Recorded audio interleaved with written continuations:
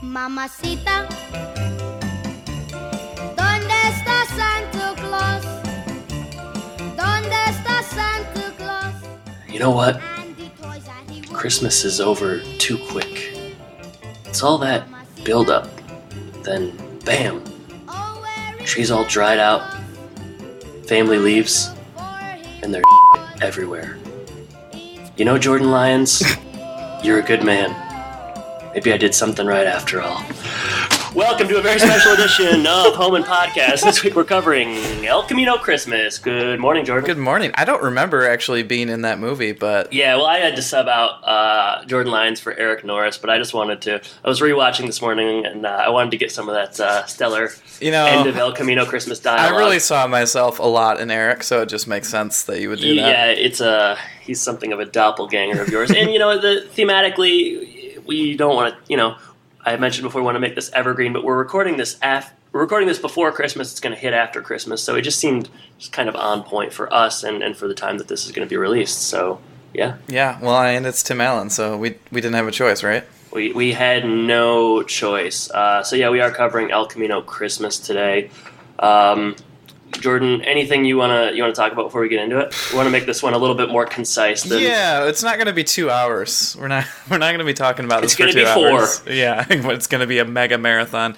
No, there's not too much to talk about. I mean, it's an interesting film. I think we'll say that, and we'll get into a lot of the details. You've watched it a couple times, and now I would say 1.5 times. Originally, I watched it, and I said, we don't need to record on this. And then you watched it and you were like, I kind of liked it. Or you didn't think it was it wasn't as bad as you thought it was. Okay, and then I was like, well, in that case, we definitely probably should do something on it. And, it's still in keeping with the holiday season. So, it's going to be a little bit less structured, more informal, but we'll be doing many of the same things that we do with all of our movie episodes. Yeah, just in a shorter length. So, not any, there's not going to be a question of the week. There's not going to be alternative titles to El Camino Christmas, but there will be a lot of other staples in there. So, we've got a little bit of everything for everybody. And gall darn it, we're going to make it evergreen. Evergreen AF. So, Jordan, you want to roll right into the trailer? Sure. Let's get everyone started with the trailer.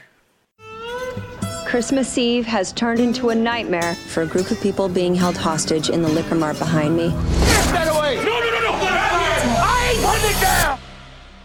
Here's what we know for certain. Vicente Santos is the owner of Vicente's Liquor Mart. Merry Christmas, Larry. Yeah, spare me. Kate Daniels is working the counter today. You're holding 2 old men and my child hostage right now. Carl's patrol vehicle's down the road, and it appears to have been in some kind of altercation.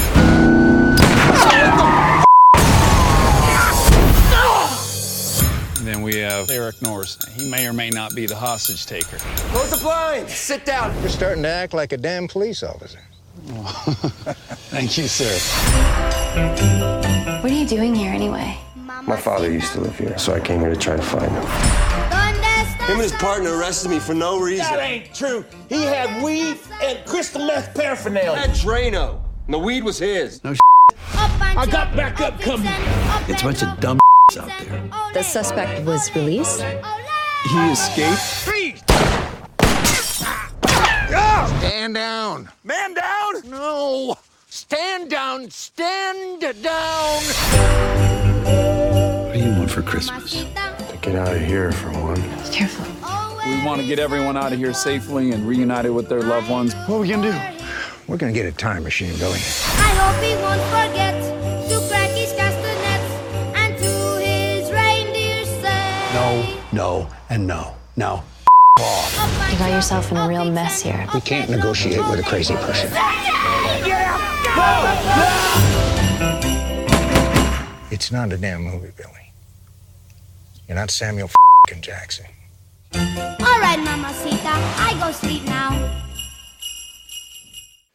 So, impressions of the trailer, Adam. What are your first impressions? Well, I guess this is probably your third impression since you've seen the trailer a few times. It's hard to give a first impression of the trailer when I've seen the trailer twice and watched the movie twice. But I will say, what do you notice now? Well, the trailer's pretty good. I still stand. They tricked you. They tricked us. I was really excited. Yeah, it's just very they trimmed a lot of the fat in the movie and some of the very, very poor subplots. And I continue to kind of laugh at Tim Allen saying that this is not a Christmas movie because Christmas is in the title. The trailer is very much marketing it as a Christmas movie. They have the Christmas song in the background that we opened the show with. So. And in the trailer, it's like the Christmas no one wanted. It's like, well, okay, it kind of seems like a Christmas movie. Yeah, it's a good trailer. They drop a couple of F-bombs. They want to use that Tim Allen angle where Tim Allen swears a lot. Well, that is, I mean, that's their angle in this movie. That's the kind of the best part of the movie, I would say. It's it makes it look probably more like quirky and comedic than it actually is. And comedic, yeah. It's not really that funny, and it's not even really trying to be that funny, I don't think. Or maybe it is, and it just doesn't work for me. But yeah, it's a solid trailer. I do like that Tim Allen gets the and Tim Allen in the credits here of the trailer and in the actual film. It's with Jessica Alba and Tim Allen. So what is the distinctions between with and? Like, why? It's kind of like a respect thing. Like, usually, like, I don't know the exact reasoning, but like if you have, especially in a movie like this, if you have like if someone is like famous, like more famous than probably the rest of the cast, or has a certain amount of like respectability in the business, but yet they're not the star, like they'll get the and at the end. Like I would imagine in the Christian Bale Batman movie, like I'm imagining that Michael Caine probably gets the and Michael Caine. Like Academy Award winner, not that Tim Allen's won an Academy Award yet, but that is generally how it goes. It's someone that's been in the industry for a long time and has obtained a certain amount of respect that is not quite the star of the film. So out of respect, they do the and or the with. I don't know why Jessica Alba got the with, other than like she was once. She was very, when I was very in high famous. school, she was perceived as being like the hottest woman in America, and now she's relegated to this, which is unfortunate and probably speaks to the plight of women in Hollywood. But yeah. Yeah, I mean, I would echo a lot of the things that you say about. Do you want to talk about the plight of women in Hollywood at all? Or? Yeah, we should probably get into that. That's probably a couple of guys talking about that. That's what everyone wants to hear. So yeah, I mean, you're right about it being more funny than it actually is. They took all of the jokes that are in the movie. Which is not uncommon. Yeah, and they just put them in there. So it makes it seem funnier than it is. Probably a big surprise for people who actually watched the film. They had one impression of what it's going to look like with the music and the timing of the jokes. And, you know, they got all of Dax Shepard's hilarious lines in there. And then they watch the hour-and-a-half film, and they're a little confused. So tough year for Dak, this and Chips. I mean, oof. I don't know. Yeah, so do you want to give a little synopsis, or should we go through like writer, director, and stuff? Yeah, I was going to say this was released December 8th, 2017, exclusively on Netflix. This is a Netflix joint.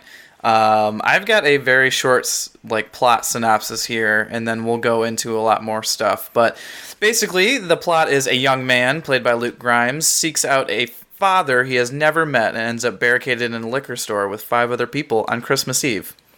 But it's not a Christmas movie. I mean, don't confuse this as being a Christmas movie, because it's not even close to one, even though it takes place on Christmas. Everybody's talking about Christmas the whole time. There's Christmas music, and it ends in, spoiler alert, a lot of snow. Magical snow in Nevada.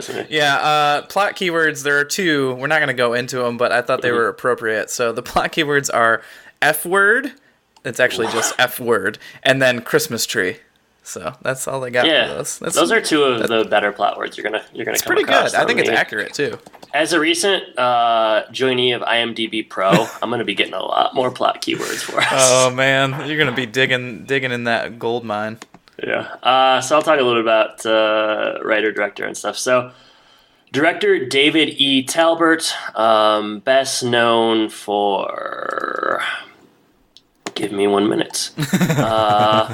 Nothing huge. So El Camino Christmas, Almost Christmas, Baggage Claim. I thought you were going to say Baggage Christmas. Not like First Sunday he wrote, The Fabric of a Man. You're saying a lot of things I've never heard of, but... Yeah, I've heard of Baggage Claim, because that has Robin Thicke's old wife, Paula Patton, but this seems to be a little bit different for him. I think the reason that this maybe got a little bit more hype was because it was written by the director, or maybe it's producer of Hidden Figures, Theodore Melfi. So his credits are a bit more recognizable. So he has directed St. Vincent, Hidden Figures, which I don't think won I don't know how many Academy Awards it won, but it was nominated for a bunch of them. It's a really great film. Have you seen Hidden Figures? It's on my list, that's for sure. It's really good. And other things. Producer of... Yeah, I mean, actually, I guess it's just Hidden Figures, so I shouldn't be so surprised. He wrote Going in Style, which is the Morgan Freeman, Michael Caine, Alan Arkin... Sadly, I did see that. You did? Oh, that's of all movies. I think we took. I think we took parents or something. something. We took the in-laws, and it was. My mom wanted to see that when she came down, and I quickly suggested we do anything else. Boy, you didn't miss much. Was it as bad as it? It was brutal. It was brutal. Really? Yeah. So yeah, Theodore Melfi wrote this. I read online that it had been 10 years in the making. I did read that as well, which made me disappointed. That's never a good sign. And then there's another writer whose name is Christopher Weiner, and this is his only credit, so not sure what to make of that. The writing is not... The dialogue is kind of rough, and we can talk about that, but to return to Theodore Melfi briefly, he was nominated for...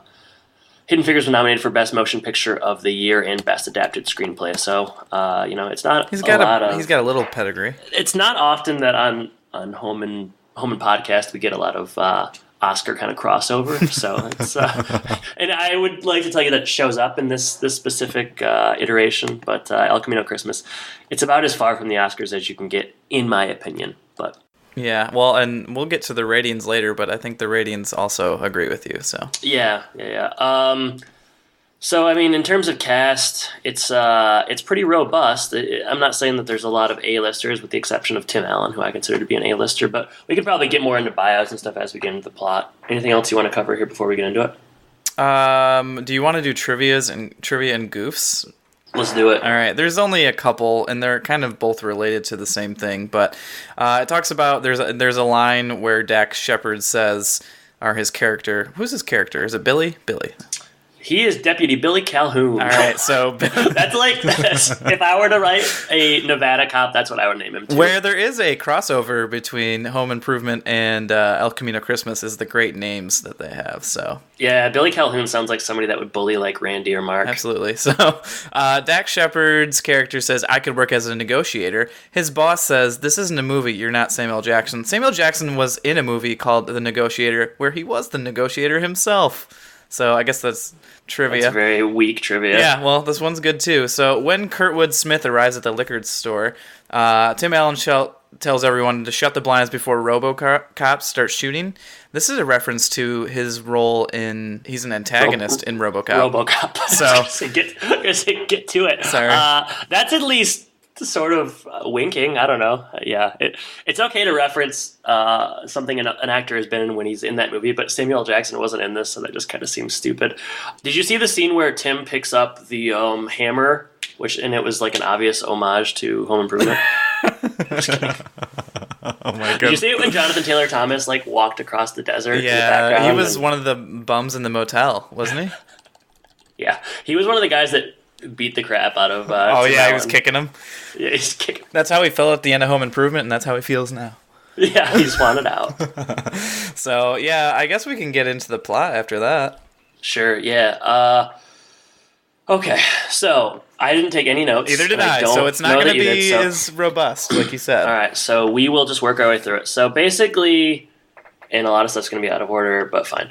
So we open. There's like this drifter played by Luke Grimes. He seems like a drifter. He's youngish, and he's kind of rolling through El Camino, Nevada, which hasn't had snow in 30 years or something. Is that as far as I remember? It's a dry, arid climate, from what I gather. And he seems mysterious. Well, actually, is the word mysterious? Yeah, you don't think he seems mysterious? I don't know. I don't know if I would use mysterious, but boring, dull.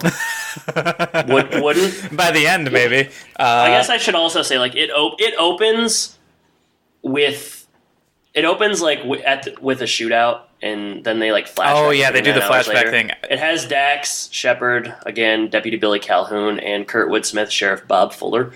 And they're sitting behind a car, and it's snowing, and apparently, the climax is just taking place. And then we flashback. I was confused at that part because where Dax runs, or Billy Calhoun runs, he would, if there was still a shootout going on, he would have got shot in again.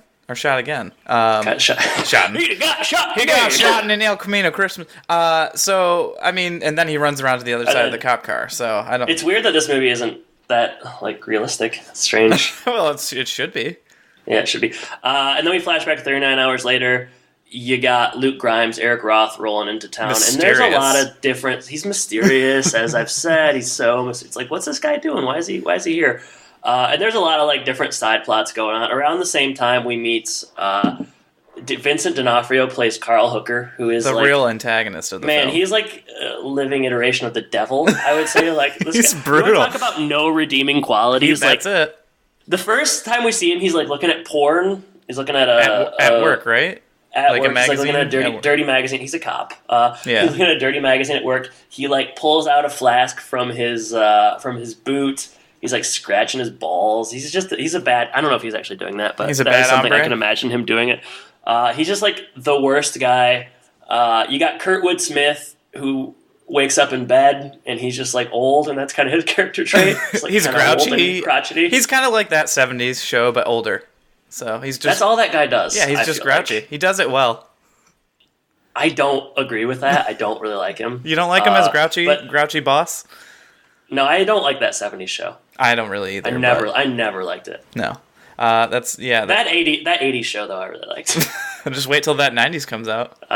Will happen. And then we also get like Jessica Alba, who I know she's like not a great actor by any means, but man, this seems like this is really, really a low point for her. She is playing Beth Flowers. It's the worst role in the movie, I think.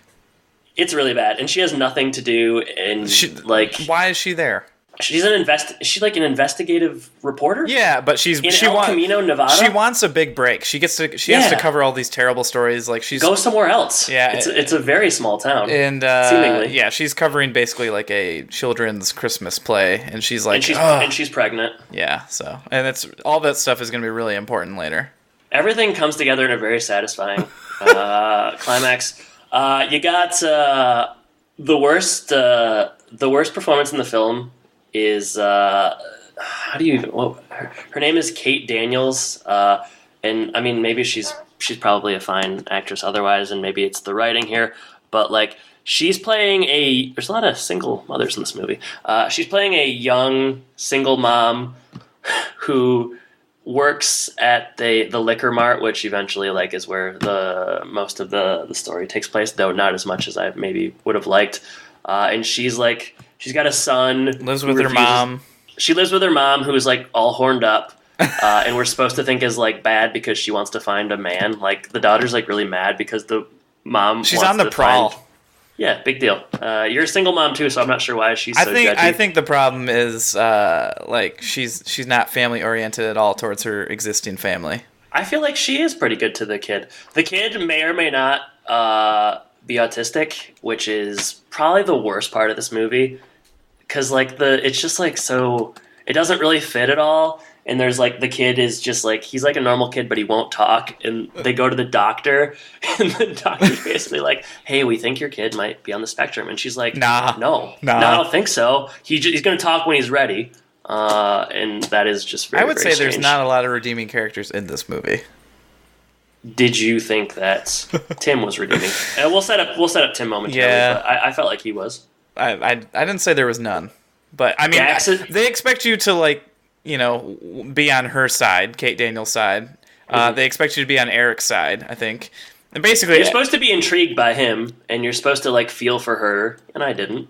Yeah, I didn't really feel for anybody in this movie. Maybe I'm just heartless.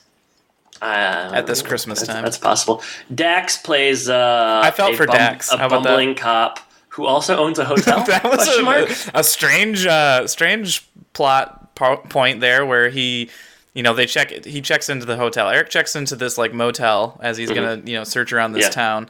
And Dax is there, Billy's there, and he checks him in, and then he comes back later and has his. He's a cop. I don't understand. Is this like part of their operation? Does he not get paid enough? Is he a mogul, a motel mogul? Doesn't seem like it. You got Vicente Santos, played by Emilio Rivera. He owns the liquor mart, and his wife passed away, and that was sad. It was sad. You got I'm just looking at the IMDb. That basically does it. Of course, you have Tim, who plays a character. What's his actual name? Because Larry? Is it Larry? He gives a fake name. Is it Larry? Oh, I think it's Larry Roth. Yeah, Tim Allen plays Larry Roth, who... Oh, spoiler alert. I mean, yeah, it's so stupid. Who is... well, let's just get into the plot. So, all right, so we talked about how it starts and then flashes back. Not rambling on, and yeah, look what we're doing. It's fine. We didn't take notes. It's fine. So Luke Grimes, Eric Roth, he rolls through El Camino, and he is looking for his real father. He never knew his real father, and he wants information. Did his mom pass away? His mom has passed. Okay. And all he has is like a photo and a postcard. He doesn't have much information, and he's looking for more. That's a question. But basically, he knows El Camino. Oh yeah, it was sent from this address in El Camino. Something was sent from this address. Right, and he rolls through, and he goes to the address, and it's a really loud... The town seems like pretty poor, pretty like rural, rural, like economically kind of struggling, depressed. He rolls up to this place, and Tim answers the door. Larry Roth, spoiler, but he gives him a fake name, and it's pretty obvious right away that this is his real dad. Yeah, I figured, like, he shows him a picture, and he's like, yeah, that guy used to live here, but he doesn't live here anymore. Tim's dropping a lot of F-bombs. He's real rough around the edges. He's an alcoholic. It borders on being like cliche. Yeah, it's very close. It's very close. Ultimately, I think it worked for me up until the end. But he's, the guy's like, get out of here, Tim is, and the guy's like, fine, whatever. And then Tim comes out in the balcony, he's like, hey, I'll tell you a little bit more about this guy. Buy me a couple drinks. Buy me a couple beers. And, he eventually agrees. And the other plots are kind of like, DOnofrio is like the worst cop in the world. It's bouncing between all these people. When it really shouldn't. I was gonna say, and I think that hurts it because it just there's no focus. It's bouncing between all the things. Some of the plots are just worthless, like the Jessica Alba plot. You could cut her completely and be fine. The mother and her son plot is not good. I don't know if you could cut it necessarily, but like it doesn't do much. It doesn't do much. There's apparently like a meth problem in the town. We don't see that, but it's referenced a lot. It looks like the kind of town where there would be a meth problem. And it's kind of a consequence, like it provides consequences for Eric later. Right, so. Yeah. Luke Grimes, who plays Eric, he's like probably, he comes out of this relatively unscathed. I think he gives a pretty good performance. I'll just do a quick bio. 23 credits to his name recently in 50 Shades Freed, 50 Shades Darker. Oh, he's Elliot Gray? Yeah, he's the main guy. He is? I think so. Did you know that? I did after looking at IMDb. I've never seen any of the movies or anything. I had no idea. Oh, yeah, sure you haven't. I wonder, is this an upgrade or a down? I mean, those movies make a lot of money. They're terrible, I would assume. This is a different role for him, I guess. Yeah, he's also in The Magnificent Seven and American Sniper, and he was in 6 episodes of True Blood. He seemed competent. I don't know if the writing served him very well, but he's all right. I wouldn't, at the end of this, I don't think he was one of the poorer performances in the movie. Yeah, you have one, I guess, LVP, from what I gather, so we'll get on to that later, but...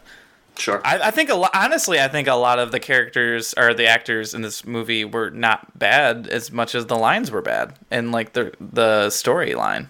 Yeah, I think the young girl with the son is pretty bad, but... Your LVP. I think...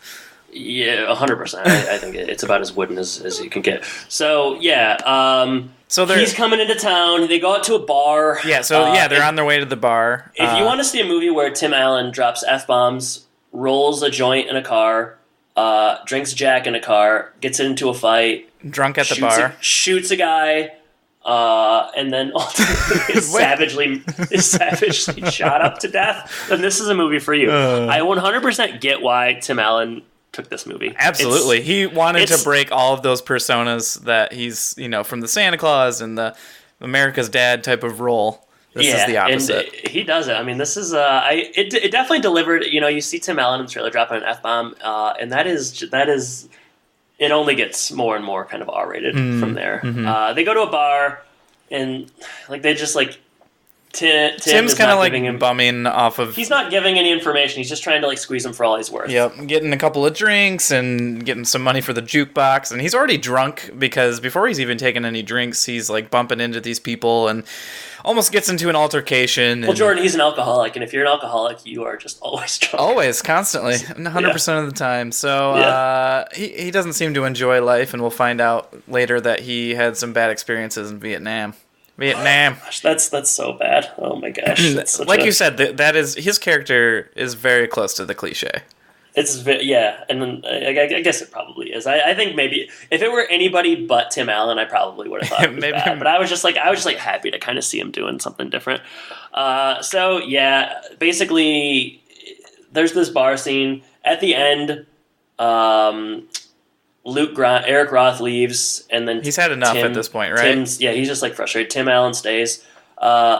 Luke Grimes leaves, and he gets like pulled over by DOnofrio, who is just like looking. He's on the prowl. He's been kind of like he's been eyeing this guy since he can't. And he got chewed out by Kurtwood Smith basically for not doing anything. So he's kind of now being forced into action and be like, I have to do something. I have to. So he's. I get the feeling also that like anytime someone new rolls into town, like he's gonna do like they see the guy like buy stuff, like he walks out with like Drano. Yeah. For whatever reason, and like because DOnofrio is suspicious of him because he doesn't know what year his car was made, and he's like, I don't trust that guy. He's like, he doesn't even know what year his car came out. I think the only reason he is suspicious is because it's a nice older car, and typically people who have nice would take a lot of pride in that. Yeah, they would know exactly the year. So, but like he's been targeting him since he got into town. He just like doesn't trust him. So they pull him over when he leaves, and he has like weed. He has Tim Allen's weed. Yeah, which I never thought I'd say on this show.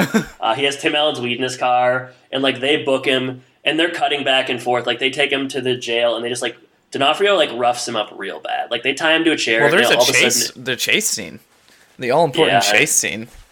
Yeah, what's important about it? I mean, there's a great moment where the cop runs into a hay bale, and then you'll never believe what happened next. I mean, what's that? The airbag just popped out and hit him in the face. Yeah, it's nuts. I think that's actually later on, though. Oh, man. Sorry, maybe you should have taken some notes. Well, I told you, I only watched it once, and it was like 2 weeks ago. It's so like Tim's getting roughed up by these guys that he like started some trouble with at the bar, and then this other guy's getting roughed up in his cell, and basically that's it. The next morning, DOnofrio's gone, and like Dax realizes that even when it's happening, he's kind of like, this guy went a little far. Yeah, he's like kind of corrupt, but DOnofrio is obviously like pulling the strings, and Dax like he lets the guy go. He says like, I'm sorry about what happened. I'm gonna go to the bathroom and leave the keys here. I'm gonna leave your car keys here. It's actually probably one of the only funny scenes in the movie. Yeah. And the guy leaves, and that's when DOnofrio is like goes to this Vicente's Liquor Mart, and he buys like booze and like a candy bar, and the guy's like, maybe you shouldn't buy booze when you're on duty, and he's like, nah, don't you worry about it. And like DOnofrio is he says like, Feliz Navidad, isn't that what your people say? He's the worst guy in the world. He's a monster. He only gives him like $5 for like a $30 bill, and he just like skips out. Then he sees Luke Grimes, and that's when the chase happens. Oh, yeah, because he realized this guy escaped, and he doesn't know what's going on. He escaped. So we're all kind of heading to this Liquor Mart, Vicente's.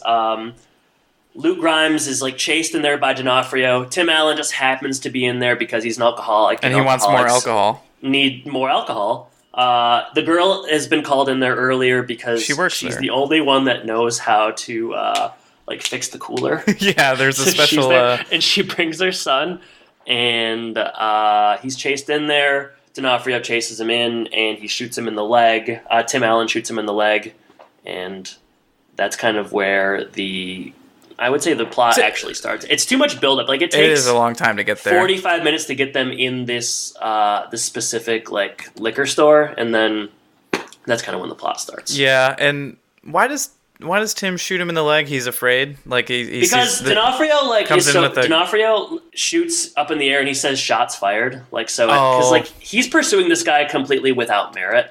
Yeah. But like he wants to keep going after him. So then he shoots up the liquor. He like shoots at the Liquor Mart. Tim just happens to have a gun. So it's kind of like self-defense, basically. He says it's military. Yeah. Like you shoot at me, I shoot at you. Yeah. So he shoots him in the leg, and then they're all just kind of stuck there. Dax comes. Eventually, Kurtwood Smith comes, and we got ourselves a hostage situation, or so they perceive. Well, yeah, and Eric, like, because he's so afraid of getting killed by this guy, he, puts on his handcuffs and all this kind of stuff. So things just keep escalating. Right. Instead of, like, I guess you could end this movie right here if Eric's like, I have some witnesses here, and they're gonna go to bat for me, hopefully. Right. And you're obviously, like, a crazy, corrupt cop. D'Onofrio's like, who are they going to believe, you versus me? Well, it's like, maybe they would believe this guy because, like, you have kind of a reputation on your own force as being sort of the worst. Yeah, everyone in the whole town knows what you're about, so. Yeah. But. Like, basically, we cut a lot after this, but once they're in the liquor mart, there's some phone calls made. Dax Shepard ends up, like, kind of becoming an actual cop. He starts to sort of do some investigatory work, and he tries to figure out where people are, who's in the. They don't know exactly who's in there, so he's got some suspicions based on the vehicles and where people are. The kid who may or may not have autism kind of bonds with Luke Grimes right away. Well, I mean, it started at one of the first things that happens in the movie is she won't get her kid cake at the restaurant. I can't believe we skipped the cakes. Yeah, she won't let her kid get cake. And Eric Roth, without knowing these two people, just buys the kid a piece of cake. He's super nice. Yeah, he's a good guy. And we know all the while, like we know that the big, like, I don't know if you would call it a twist, but at the end, like, Tim Allen is this guy's dad, and we know it's coming all the while. I would say that's the biggest problem with this movie. You know everything's coming. That is true. Even, like, the Jessica Alba thing, like, the second, like, she's an investigatory journalist. Like, she is a news person. She wants a big break. Wow, there's a liquor mart. Like, it gets picked up by, like, the national Los Angeles news. She gets her break. She gets her big break. And then later, her water breaks. Oh, man. They're two huge breaks in this movie. It's a standoff. He releases hostages. He bonds with Tim Allen. In the end, it's just father and son. Tim delivers some dialogue about Vietnam and, like, how, like, he accidentally he thought he made the right call and a lot of lives were lost, and ever since then he's just been an alcoholic because he feels so guilty. And he kind of he sacrifices himself for his son, and that's where this is wild.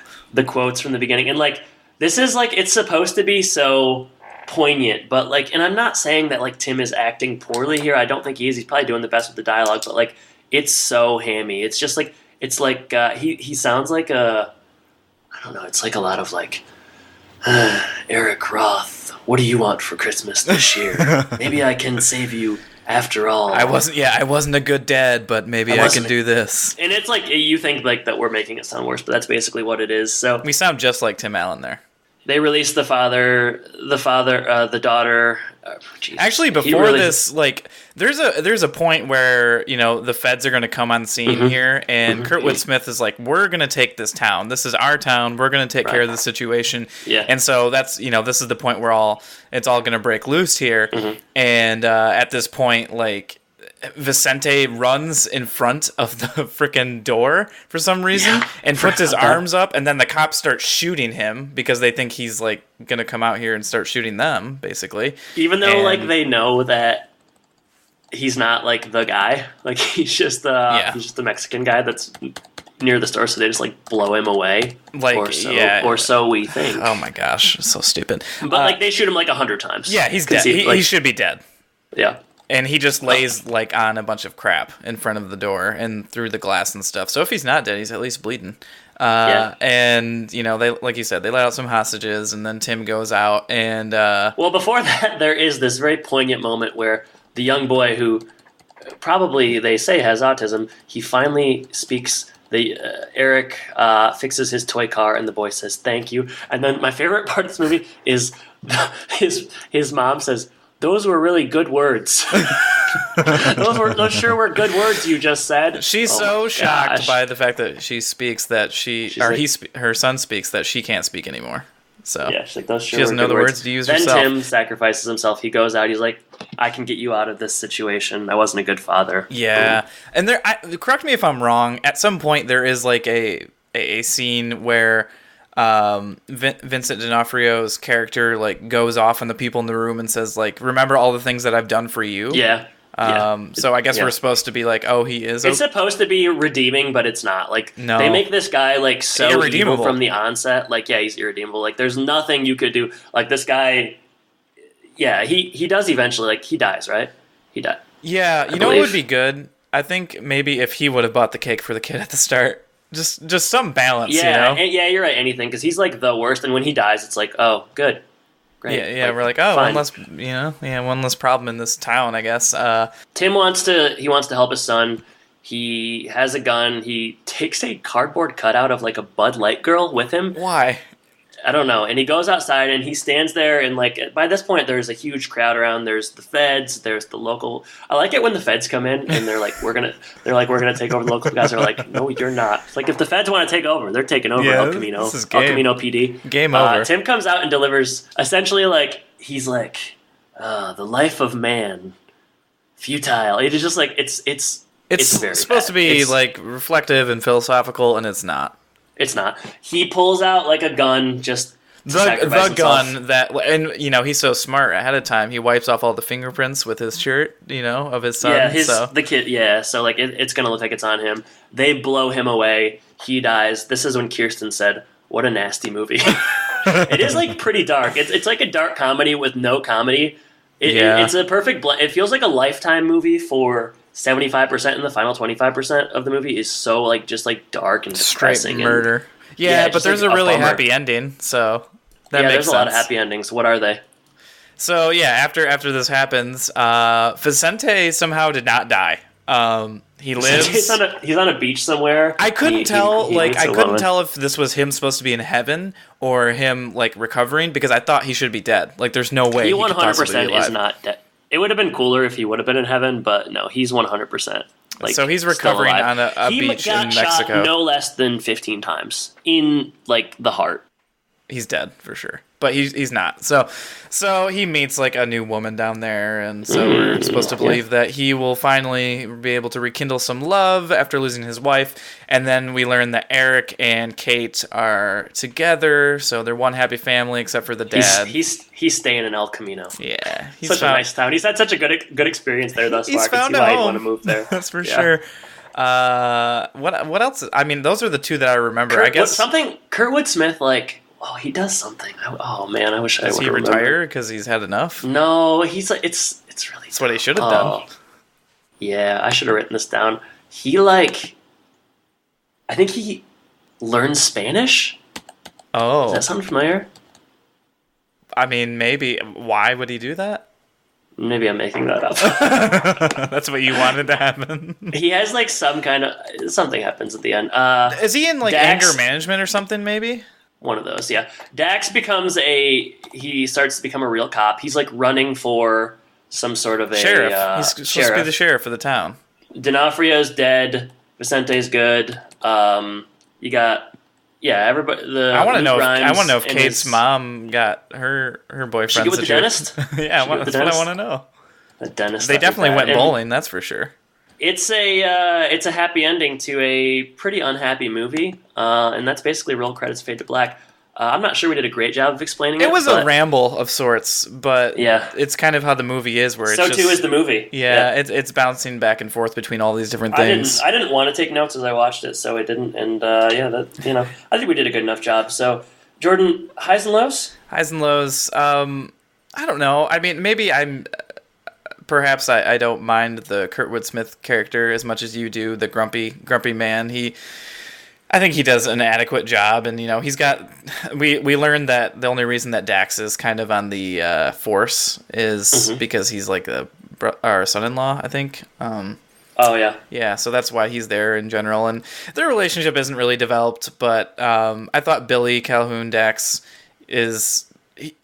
I mean, he is inept, and he is like a goof and slightly unintelligent in this role, but he plays that well. And I don't know if that reflects like his personality or whatever, but he just knows how to do that role, so I think that works well. Tim, like you said, I like him in this different role. There's some dimension to his character. He kind of goes against all of those different personas that he's been playing for years, and we've heard that he's wanted to go against, so I guess good for him in his career. But I mean, we've talked about this throughout this whole episode. It's just really, it seems choppy. It goes back and forth. A lot of the characters, the peripheral characters, like Jessica Alba, we don't need her in this movie. You could easily just insert a random reporter who comes to cover this scene, and you would have gotten the same effect that she gets. And I think you have a tighter script and a tighter movie. I think that's one of the things that this movie struggles with, is it doesn't need to be as long as it is.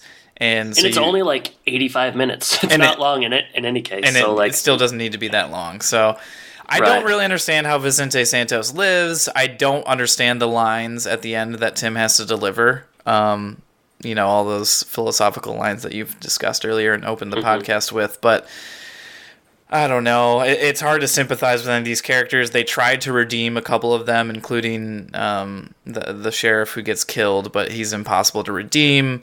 Just, I don't know. It seems like it's not terrible. It's really not. Like you said, I think maybe the first, I don't know, half hour, 45 minutes, it's okay. It's watchable. And then at the end, it just all hell breaks loose and it's not watchable anymore. And you don't get anything that's happening. So it's I don't know. It's not great. It's not terrible. It's not great. I would, if I had to... Better or worse than Santa Claus 2? I mean, they're completely different movies. Yeah, but they're still movies. They are still movies. You can compare them. Which one would I rather watch? They're both very predictable and telegraphed. I think it's worse. I don't know. I guess maybe I'd watch the Santa Claus 2 just because it is a Christmas movie. You know. What are your thoughts? I mean, you don't like it more than I do, I think, so. Yeah, I don't. You have some scathing remarks to deliver. As opposed to, I would say I like it less than you. It's just not, it's not funny, and it's a long, like 85, 90 minutes or whatever it is. I think that the writing is really, really poor. Like, the dialogue that characters deliver in this, like, it ends up, like, maybe it's bad acting in some cases, but like the dialogue is just like, it's either like super cheesy or it's just like too heavy. There's no consistency. The characters are not, there's no development. There's no dimension. Like Luke Grimes is probably like a fine actor, but like we don't like know anything about him.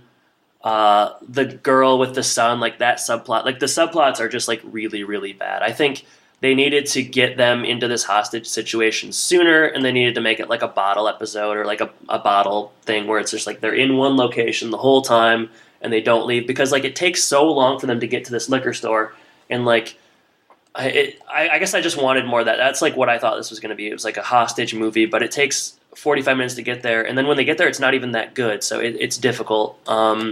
You and I were hoping for a hostage breakfast club situation, and instead it was. I did. Yeah, exactly. Like, and then like once they get there, like I thought I wanted them to get there the whole time. I was like, let's get to it. And then they got there. It's just like kind of still bad. So like, yeah, I think the writing's really bad. The side plots are really bad. It's not funny. It's kind of just like nasty. Like it's has the cheese of a Lifetime movie, but like then it's also like just kind of like sour as well.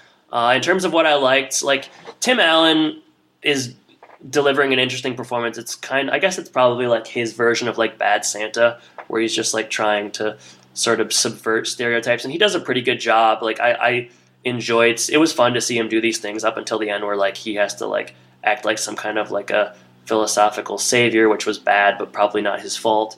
Luke Grimes is pretty like vanilla, but like he's fine. DOnofrio is so like devilish and bad. I guess Dax was okay. Jessica Alba, I just felt bad for. I would say it's pretty bad. I think like I would only watch this to see Tim Allen doing something kind of different. But I would say like I watched Christmas with the Cranks last night. And like that was, not only was that better than the Santa Claus 2, that was like 100 times better than this. I think we should do Christmas with the Cranks next year for our Christmas episode. Have you ever seen that? I have a couple times. Yeah, it's watchable. Yeah, it's not so bad. But I think that this is not very good at all. But let's find out what some other people thought. What do you think? Yeah, let's see. We've rambled on long enough. So there's not a lot of reviews since this is a very recent film, but there are some. And so far the consensus is it's bad. IMDb gives it a 5.7 out of 10. Rotten Tomatoes, it has a 47%. I have there was only a couple of critic reviews, so I just have a couple of quotes here, and then you can kind of go into the user reviews. But this is from Jade Budowski from The Decider, and she said, deep beneath all the booze and bullets, there is some humanity in here. It just takes a little digging to unearth it all. So, and so I guess that means she kind of liked it. I don't know. But it's weird phrasing. I'm not sure.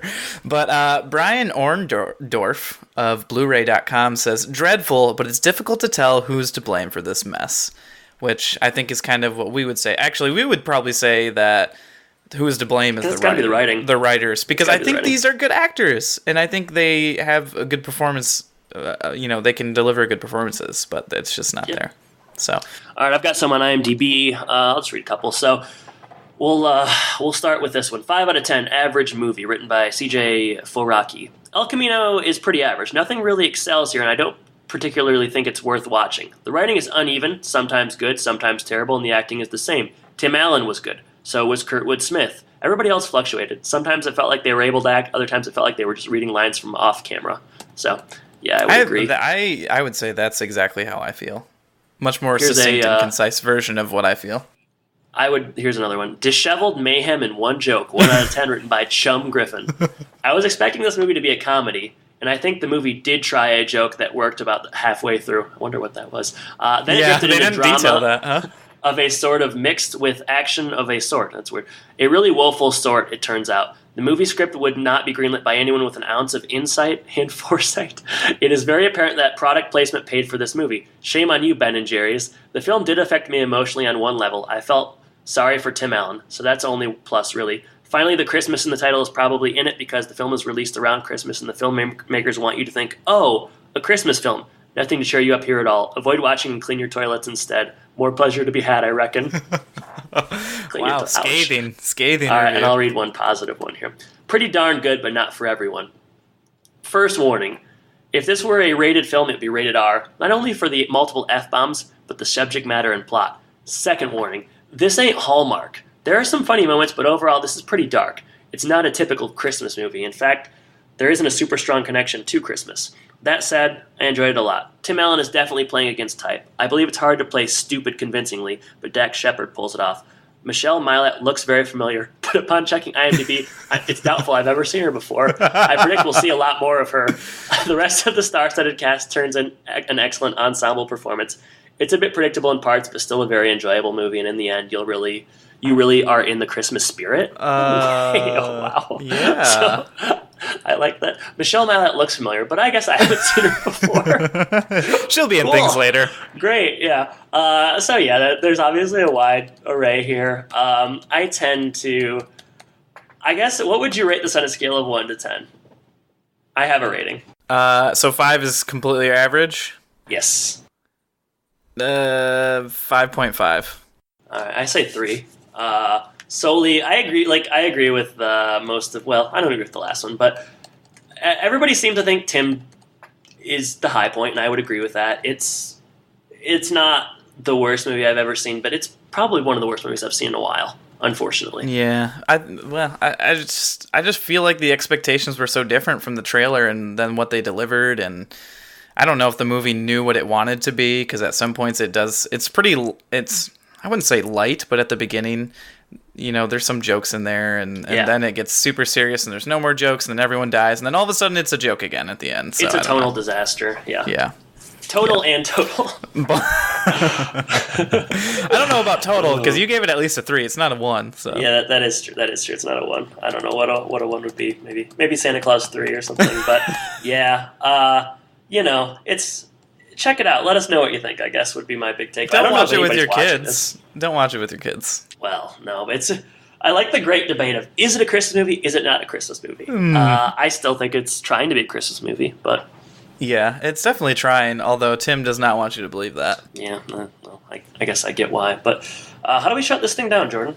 We shut it down by saying if you want to reach out with your comments on this film, you can do so. Just reach out to us at thehomeandpodcast.com or at Twitter at homeandpodcast, facebook.com/homeandpodcast.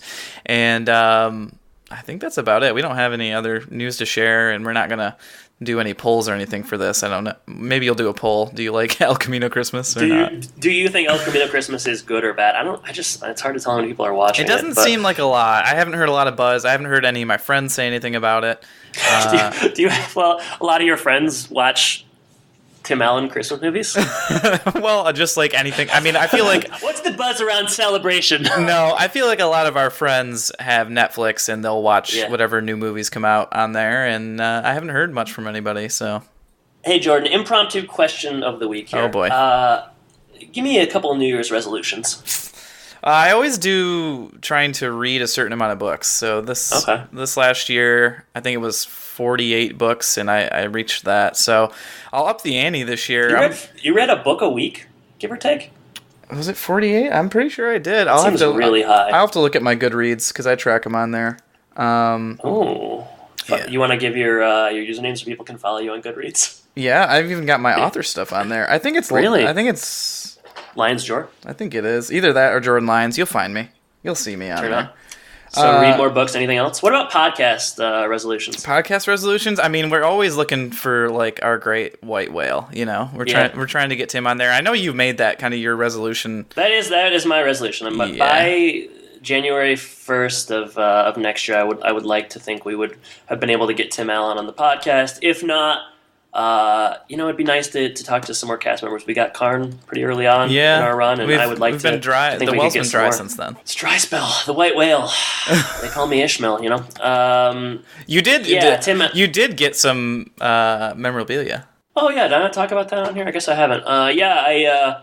I found a mailing address online of Tim Allen, and I sent him a copy of "Don't Stand Too Close to a Naked Man," as well as a old Western Michigan University alumni card, and he was nice enough to sign both and send it back pretty quickly. So, that was really nice. I'd also sent him a letter asking him to come on the podcast, which I did not receive a response to, but, 50% is not bad, so that's that was nice. Yeah, that's not bad at all. And the address is pretty readily available, so it seems like he's good at signing fan mail, so that's a vote in his favor. And Jordan, you also bought me a shirt for Christmas. So that was very nice as well. And I got you nothing yet.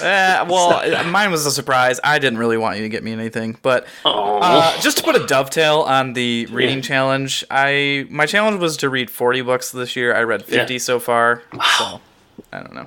I mean, my goal was to watch 100 movies, and I watched like 160. So there you go. We're just similar. It turns out when you set goals, you feel more motivated to reach them. It's probably one of them is perhaps a little bit better for your mind, and maybe you learned a bit more. It depends on what you do with the movies. I think if you sit there and think critically, I think almost anything like that can.